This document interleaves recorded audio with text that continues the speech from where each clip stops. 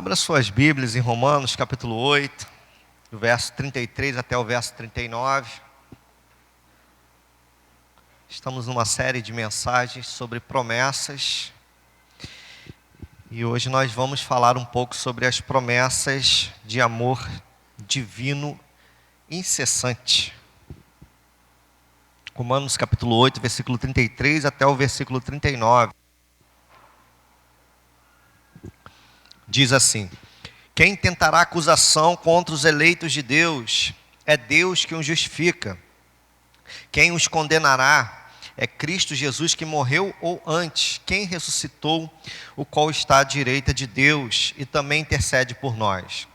Quem nos separará do amor de Cristo? Será a tribulação, ou a angústia, ou a perseguição, ou a fome, ou nudez, ou perigo, ou espada? Como está escrito: por amor de ti somos entregues à morte o dia todo. Fomos considerados como ovelhas para o matadouro. Em todas estas coisas, porém, somos mais que vencedores, por meio daquele que nos amou. Porque eu estou bem certo de que nem a morte, nem a vida, nem os anjos, nem os principados, nem as coisas do presente, nem do porvir, nem os poderes, nem a altura, nem a profundidade, nem qualquer outra criatura poderá separar-nos do amor de Deus que está em Cristo Jesus, nosso Senhor. Feche teus olhos, por favor. Senhor, meu Deus, meu Pai, obrigado pela oportunidade de pregar a Tua palavra aos meus irmãos aqui presentes. Peço ao Senhor que nos faça entender a Tua perfeita e agradável vontade expressa nesse texto que nós lemos. Nós oramos em nome de Jesus. Amém. A gente precisa entender um pouco esse contexto para a gente chegar até esse ponto desse versículo. E para a gente entender, a gente precisa voltar um pouquinho. Capítulo 7 de Romanos, o apóstolo Paulo nos ensina que a lei serve para nos esclarecer sobre o que é pecado, o que é ou o que não é pecado.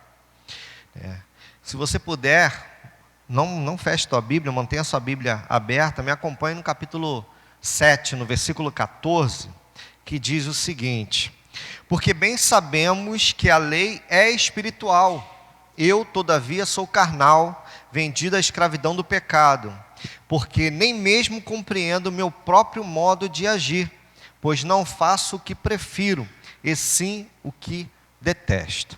Após ele reconhecer que toda a fragilidade, toda a limitação e todas as mazelas que ele carregava consigo, ainda diz no versículo 24 do capítulo 7, desventurado, miserável em algumas versões, desventurado o homem que sou, quem me livrará do corpo desta morte? E quando finalmente ele reconhece o poder de Cristo, o poder que Cristo tem para livrar do pecado, pois o salário do pecado é a morte, ele escreve Romanos 8, que é um dos textos mais fascinantes que o Senhor Jesus deixou para a gente.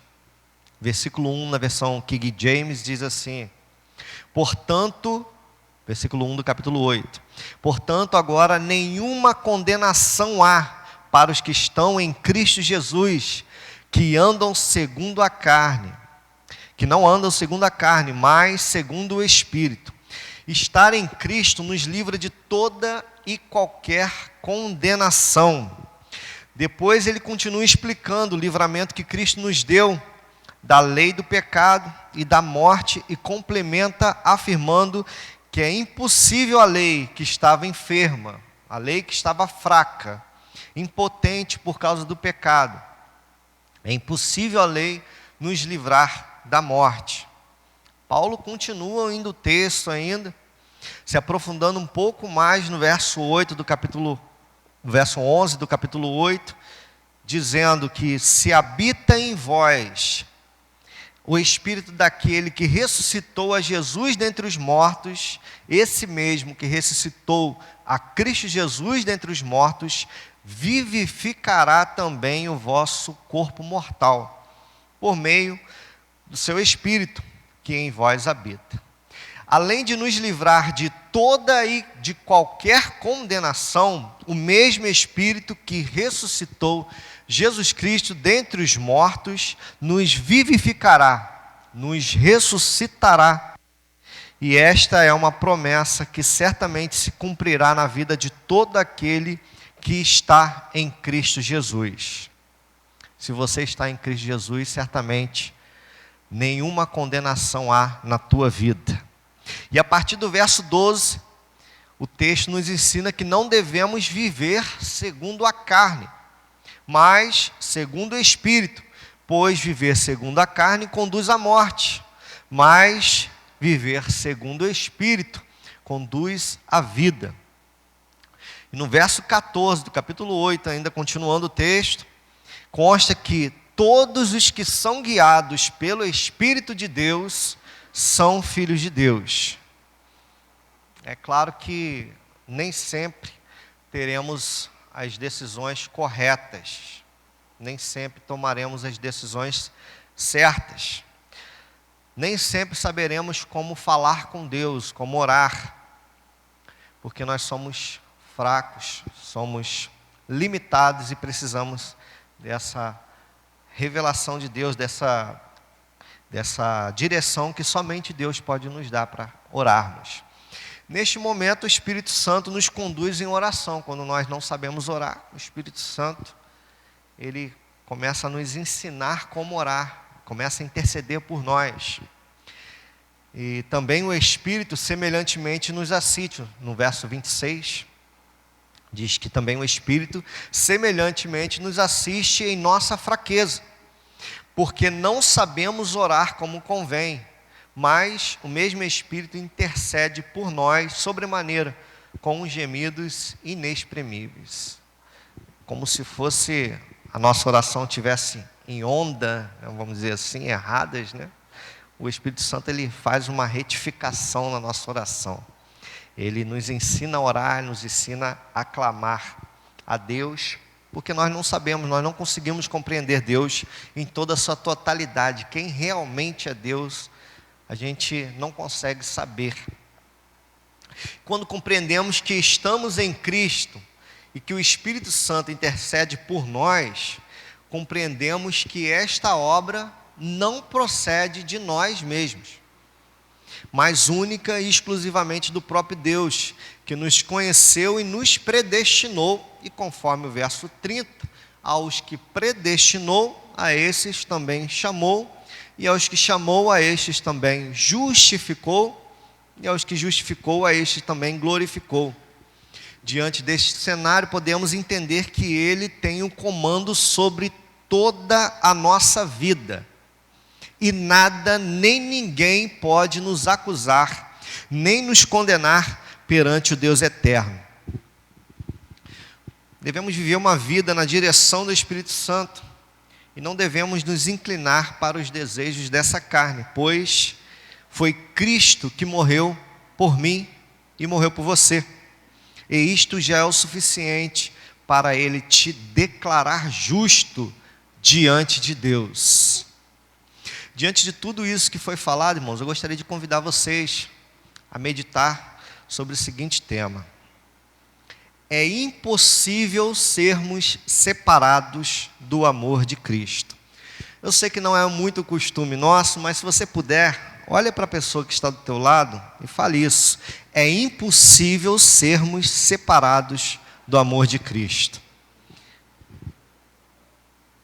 É impossível, nada nos separa desse amor.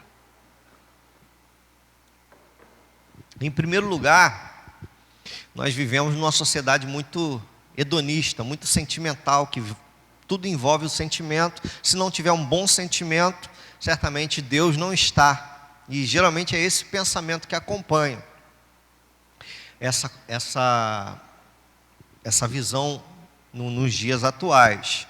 Em primeiro lugar, eu gostaria que você guardasse isso no seu coração. Os nossos sentimentos não podem nos separar do amor de Cristo.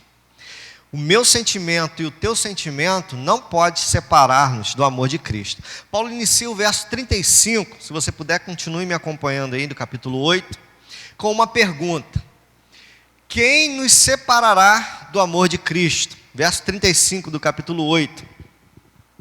Ele mesmo sugere algumas respostas, como, por exemplo, a tribulação. A tribulação pode me separar do amor de Cristo?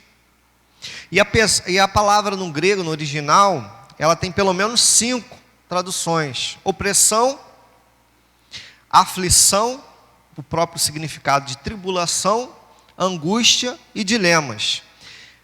Podemos perceber que se refere apenas a sentimentos. Então, nenhum sentimento, por mais terrível que seja na nossa vida, não pode nos separar do amor de Cristo.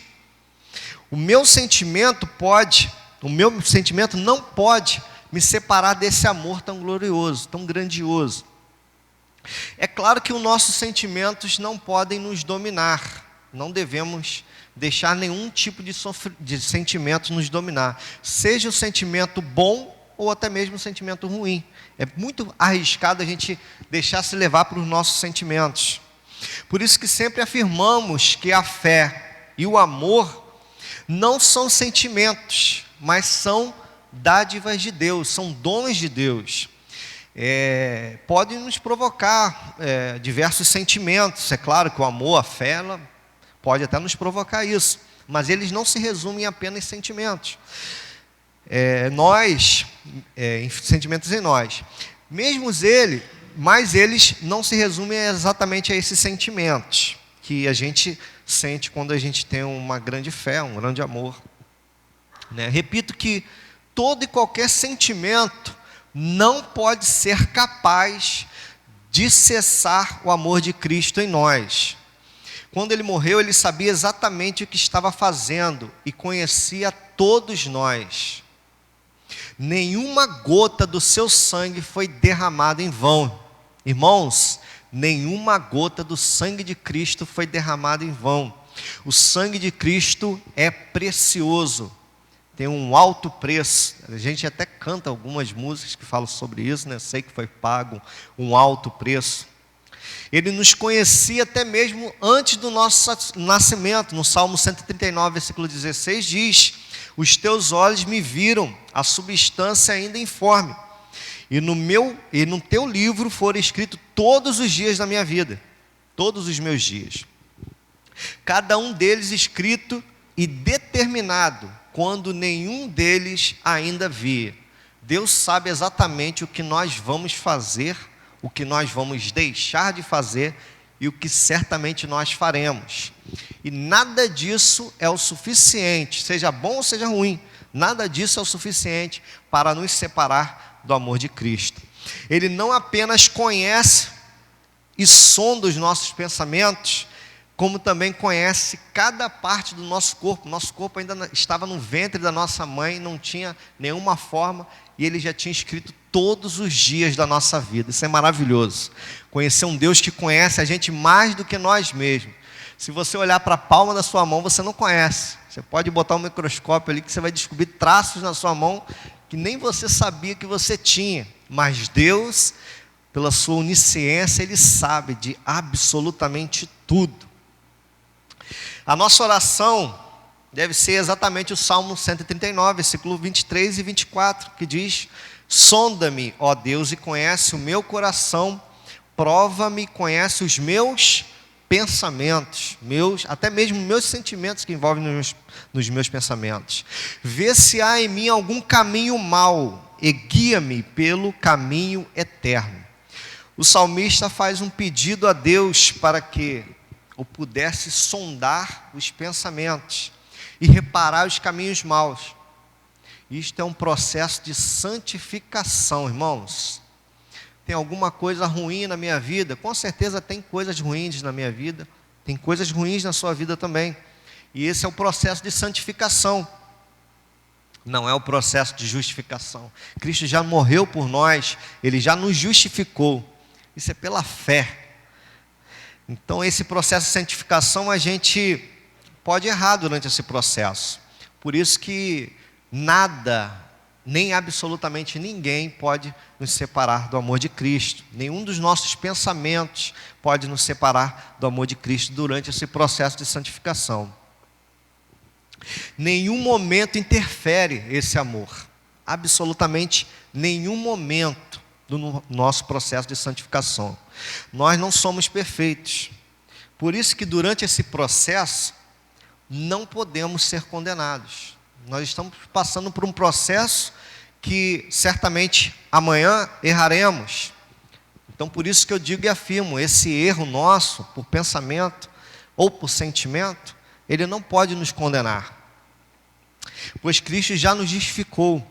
Ou seja, Ele nos declarou justos perante Deus. A outra palavra que esse texto fala é aflição, que no original ele tem um sentido de terrível calamidade, ou extrema aflição.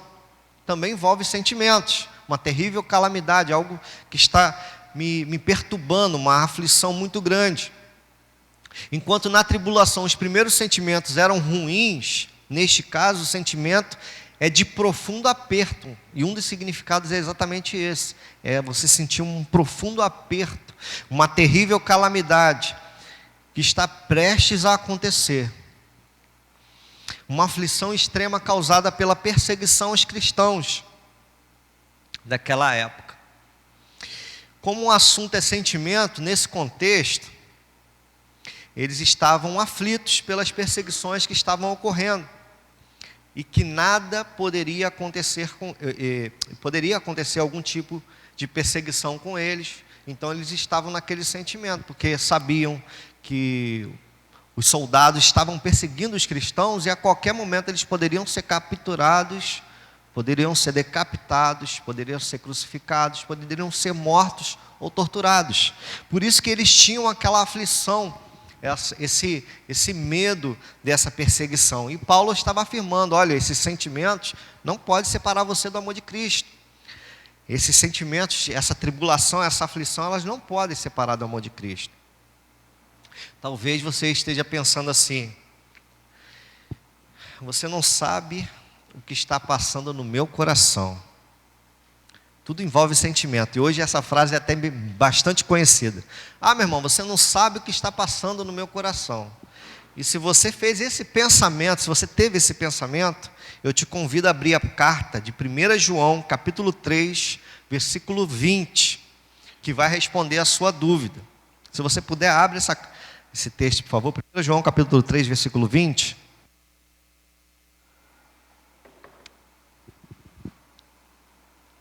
Eu gostaria de todo mundo lesse juntos.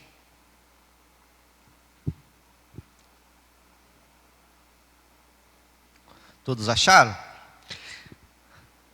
Está escrito assim: pois se o nosso nos acusar,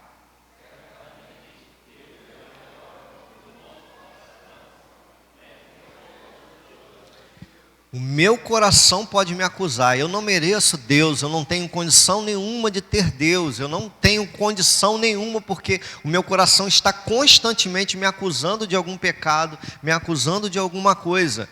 Saiba que o sangue de Cristo é o suficiente para justificar você. O sangue de Cristo é o suficiente para justificar a minha vida. Por isso que é impossível algum pensamento mal fazer com que a promessa do amor divino cesse. Durante a caminhada cristã certamente pecaremos, não porque queremos e desejamos pecar, mas porque ele habita, mais porque essa natureza humana ainda habita em nós. Porém, ela não pode nos dominar, porque o salário do pecado é a morte, mas o dom gratuito de Deus é a vida eterna. Então, irmãos, nenhum pensamento, nenhum sentimento pode nos condenar, porque Jesus Cristo morreu por nós, e o amor divino nunca vai cessar durante esse processo nosso de santificação, que podemos errar em pensamentos, podemos errar em sentimentos também, tendo diversos sentimentos, até mesmo de ira. A Bíblia diz que para a gente não deixar a ira dominar o nosso coração. Em primeiro lugar, nenhum pensamento pode nos dominar, e Ele, ainda que nos domine por certo tempo, certamente o Espírito de Deus vai tirar esse sentimento ruim nosso, e o amor dele não vai cessar sobre nós. Em segundo lugar, os sofrimentos do nosso corpo não podem nos separar do amor de Cristo. Os sofrimentos do nosso corpo não podem nos separar do amor de Cristo.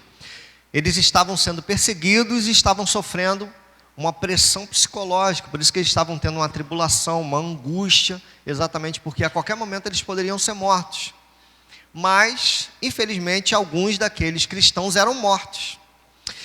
Neste contexto, os perseguidores zombavam da fé e dos sofrimentos dos cristãos. E com base nisso, podemos entender algumas perguntas, como: será mesmo que essas experiências negativas combinam com a convicção dos cristãos eleitos de Deus? Será que aquele sofrimento todo combinaria com uma salvação? Será mesmo? Isso não é o suficiente para eles duvidarem? A ideia da separação do amor de Cristo vem das acusações deles.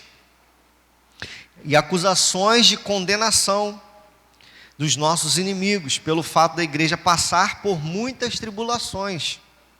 Por isso que os versos 33 e o verso 34 do capítulo 8 de Romanos diz: quem tentará acusação contra os eleitos de Deus? É Deus quem os justifica. Quem os condenará? É Cristo Jesus que morreu, ou antes, quem ressuscitou, o qual está à direita de Deus e também intercede por nós? Quem pode nos condenar, irmãos? Eles estavam sofrendo, prestes a morrer, mas o apóstolo Paulo escreve uma carta dizendo: quem pode condenar vocês? Eu imagino aquelas situações que eles estavam passando e eles, exatamente como fizeram com Cristo: cadê o seu Deus que vai te livrar nesse momento? Onde está o teu Deus? O meu Deus é maior do que o seu Deus. Meu Deus pode ser considerado, por exemplo, o imperador romano, que era considerado como Deus naquela época. O meu Deus é maior do que o seu Deus, do que esse Jesus que você serve. Com certeza eles ouviram isso. E nem as pressões psicológicas não poderiam separar do amor de Cristo. E nem mesmo esses sofrimentos na carne, porque muitos deles estavam realmente sofrendo na carne. Por isso que eles estavam constantemente perguntando: quem tentará? O apóstolo Paulo estava se justificando, melhor dizendo: quem tentará acusação contra os eleitos de Deus? É Deus que justifica. Quem os condenará? É Cristo quem morreu, ou antes, quem ressuscitou, o qual está à direita de Deus e também intercede por nós. A perseguição constante e a fome eram sofrimentos que eles tinham por confessar Cristo como Senhor e Salvador. Mas para os inimigos ainda não era o suficiente.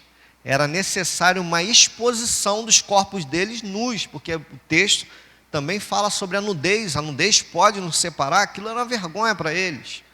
Eles eram maltratados de forma que eles ficavam extremamente expostos nus. Por isso que o texto fala sobre essa questão dessa nudez, porque aquilo era uma vergonha profunda perante eles. Eles, além de morrer, eles ainda morriam nus em diversas situações. A crucificação e diversos castigos que os cristãos sofriam, além de ser maneiras de conduzir a negação de Cristo, através dos próprios soldados, claro, muitos desses castigos eram feitos com a exposição da nudez dessas pessoas, até mesmo crucificações. Muitas pessoas eram crucificadas nuas, como uma maneira de provar a todos que eles eram extremamente miseráveis e que a fé deles estava mal embasada, que estava errada. A exposição ao ridículo não separaria o povo de Deus do amor de Cristo, mas poderia causar até algumas dúvidas sobre outros. Pois qual Deus deixaria passar por tantos sofrimentos e por tantas vergonhas? Que Deus é esse que deixaria passar por tudo isso? E isso causou dúvidas em alguns, por isso que Paulo sempre exortava eles, que nada poderia separar do amor de Cristo. O texto ainda pergunta se a espada poderia nos separar. A espada no original ela tem um sentido tanto de uma faca pequena ou uma faca grande, ou exatamente como uma espada que nós já conhecemos. Por quê? Porque a espada e a faca ela poderia causar torturas, não somente a morte, mas também poderia causar torturas a eles. E era exatamente isso que os soldados faziam. Mas nada disso pode nos separar do amor de Cristo. Nem poderia separar eles, nem pode nos separar nenhum tipo de sofrimento. Somos entregues à morte todos os dias. Somos considerados como ovelhas para o matadouro. Paulo cita o Salmo 44, versículo 22, e exemplifica, dizendo que os sofrimentos não são acontecimentos novos. O povo de Israel, fiel ao Senhor, sempre sofreu perseguições dos inimigos. Por isso que ele citou esse texto, do versículo 22 do capítulo 40, do Salmo 44. Então, qualquer dano que o nosso corpo sofre, enfermidade, por exemplo, não pode nos separar do amor de Cristo. Hoje fica até mais, a gente ouve isso, fica assim, mas parece estar fora do nosso contexto, da nossa realidade, mas eles sofreram muito com isso, com perseguições. E essas perseguições ficavam na sua mente o tempo todo dizendo, será que eu estou servindo Deus certo? Será que eu estou servindo Deus certo? Porque todos aqueles que estão me perseguindo, eu estou vendo meus irmãos em Cristo morrendo sempre, constantemente, sofrendo perseguições, vergonhas, né? Então aquilo surgia dúvidas. Por isso que o apóstolo Paulo escreveu isso, falando sobre que nenhuma acusação e nada poderia separar do amor de Cristo. E só uma aspas aqui que eu gostaria de abrir. Não existe na Bíblia, irmãos, a expressão fulano de tal me tirou da graça. Não existe. Eu sei que você já ouviu alguém falar um negócio desse. Fulano de tal, rapaz, estou lá no meu trabalho, principalmente no trabalho acontece muito isso, né? Lá, fulano de tal me tirou da graça. Irmãos, é impossível alguém tirar-nos da graça de Cristo. Esta pessoa ela pode ter tirado a tua paciência, isso acontece. Isso é uma verdade que acontece. Pode até tirar a paciência nossa, mas tirar da graça, nunca ninguém pode nos tirar da graça de Cristo, desse amor que nunca cessa. No verso 37 do capítulo 8, diz que em todas estas coisas, porém, somos mais que perdedores. Quê? Vencedores, irmãos. Em todas estas coisas somos mais que vencedores, por meio daquele que nos amou. E esse mais que vencedores, você pode botar um pódio ali, primeiro, segundo, terceiro lugar.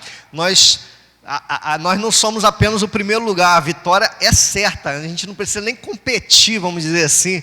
Cristo já venceu por nós. A vitória que Cristo conquistou na cruz já é certa. E não tem a menor dúvida que esse amor de Cristo é incessante na nossa vida. Somos super vencedores, somos hiper vencedores, mega vencedores. Se você quiser chamar de plus, nós somos tudo isso, graças ao sacrifício do nosso Senhor e Salvador Jesus Cristo, que está à direita de Deus e intercede por nós em todo o tempo da nossa vida. Então nenhum pensamento, nenhum sentimento nosso pode nos separar do amor de Cristo. Nenhum sofrimento na nossa carne também pode nos separar do amor de Cristo.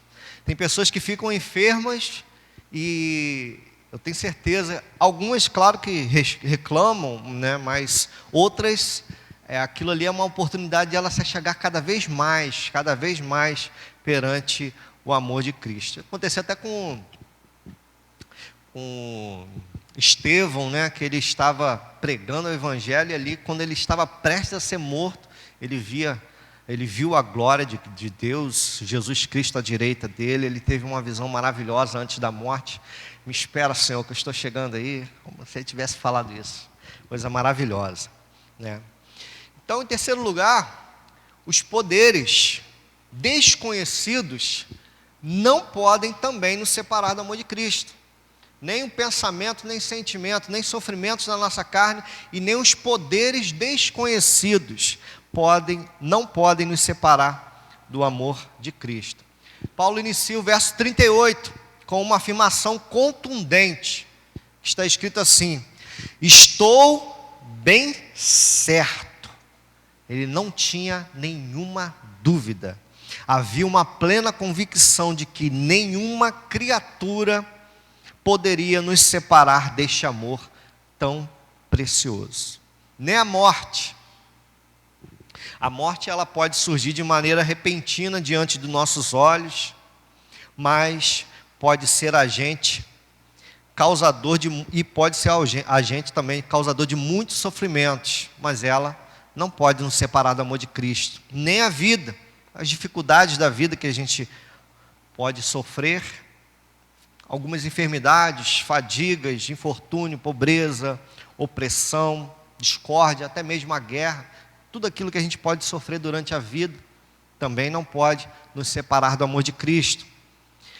Esses poderes desconhecidos, que são os anjos, não podem nos separar do amor de Cristo, nem os principados, demônios, nenhum ser celestial ou espiritual pode nos separar do amor de Deus, nem as coisas do presente, nem do porvir, ou seja, nem o tempo pode nos separar do amor de Cristo, do amor de Deus que está em Cristo Jesus. Geralmente a gente ouve assim, o tempo, quando o tempo passa, muda muita coisa, e realmente muda, não tem nada de errado não, o tempo muda muita coisa, só não muda o amor de Deus que está em Cristo Jesus. Nem a altura e nem a profundidade, o espaço físico, não pode nos separar de Cristo. Ele está no céu à direita de Deus, embora possa parecer até mesmo distante. Este espaço ou essa distância não pode nos separar do amor de Deus. É claro que muitas pessoas não têm a noção da onipresença de Deus. Isso pode parecer para alguns aqui, com certeza, Deus, independente de Cristo estar no céu ou independente de onde Ele esteja, Ele é onipresente. Mas, infelizmente, muitas pessoas não têm essa compreensão da onisciência de Deus. E, na verdade, até para nós é difícil entender um Deus que está em todos os lugares, um Deus que não se move, é um Deus imutável, um Deus que está tanto aqui como está dentro de mim. Isso é muito difícil de se compreender. Mas, na nossa compreensão humana, a gente imagina Deus lá no céu, distante, mas não. Deus está aqui, essa distância, ela não pode separar a gente do amor de Cristo, ela não pode separar a gente do amor de Deus que está em Cristo Jesus. Ainda que essa onipresença não era bem compreendida naquela época, como nós compreendemos hoje, e ainda assim, em nosso tempo, temos dificuldades para compreender um Deus que está em todos os lugares. É difícil entender isso. De todas as criaturas que mencionamos, todos esses poderes que nós conhecemos ou até mesmo desconhecemos, podemos concluir que nenhuma criatura, quer esteja nos céus, quer esteja na terra, quer esteja em qualquer lugar desconhecido, pode nos separar do amor de Deus que está em Cristo Jesus. Nós andamos segundo o Espírito, não segundo a carne.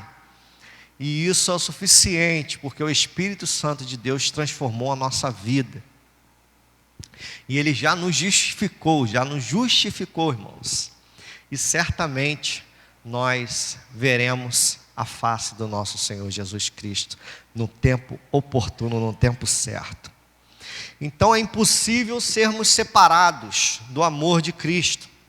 Os nossos sentimentos não podem nos separar do amor de Cristo, conforme a tribulação ou a angústia que eles estavam sentindo.